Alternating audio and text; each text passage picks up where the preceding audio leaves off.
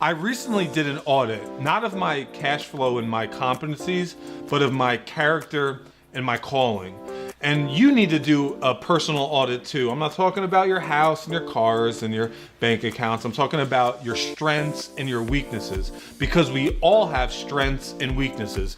But a lot of times, and I've made this mistake over and over again when I'm not doing a personal audit of my character and my calling, is a lot of times some of the things on my personal profit and loss statement, I put some things on the loss column that are really profitable, and then sometimes I put some things on the profit column that are really losses. And I just want to help you understand the difference between your personal profit and losses. It boils down to your strengths and your weaknesses. See, a lot of times the pain that you have in your life that you call pain really can be put on the asset side and really be somebody, help you find your purpose and be purpose for somebody else. So stop calling what other people say is an asset in your life that you have called and labeled yourself as having a liability.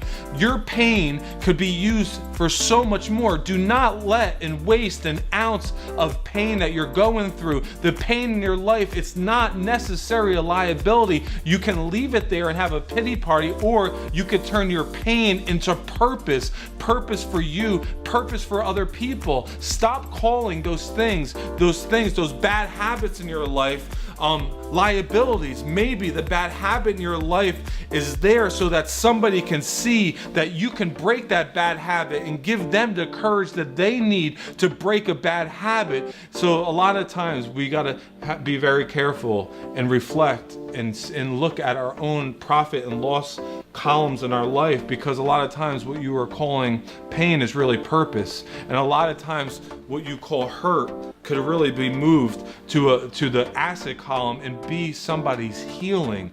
You've been assigned a mountain so that you can show the world around you that this mountain is overcomable, that you can climb it. So why don't you do a personal audit of your life?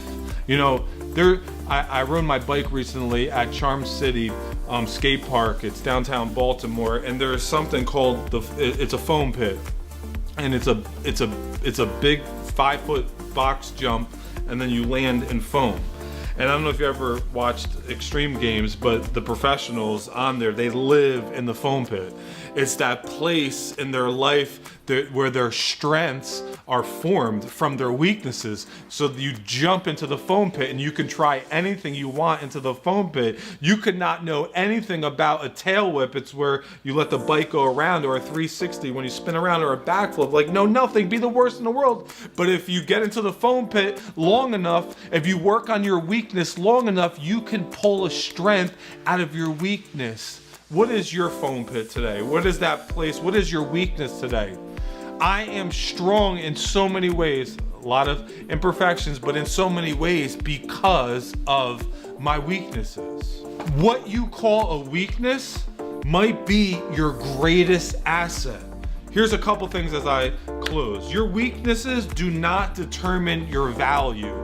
Just because you have failed does not mean you are a failure. Failure is not a person. Failure is an event. We all fail, but you cannot eternalize a failure and begin to label yourself as a failure in everything. Let your failure be the foundation of the next season of success, of the next season of strength in your life. Listen, your weaknesses do not disqualify you from your purpose. You have a God-given purpose, and your purpose is more powerful than the pain you might be experiencing. The strength that's going to come out of the pain you're going through is going to sharpen you and make you better. Just because you're going through a season where you feel like you're in the weakest, lowest, darkest time of your life, guess what? It's in those weak, dark seasons and moments of our life that sometimes the brightest and the next season come out of. The third thing is your weaknesses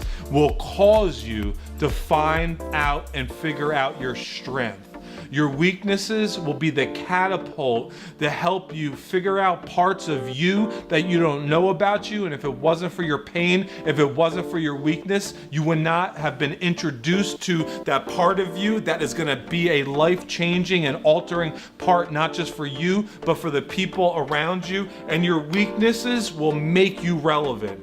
They will make you relevant to the people around you who are going through things that they don't even want to tell people about. They're embarrassed, they're ashamed to talk about the thing they're going through. But when they see you go through what you're going through, not give up because of what you're going through, it's going to make you relevant. It's going to open up doors for you to talk to people, to help people, to find purpose in your life that you never thought would be there. Your weaknesses will make you stronger.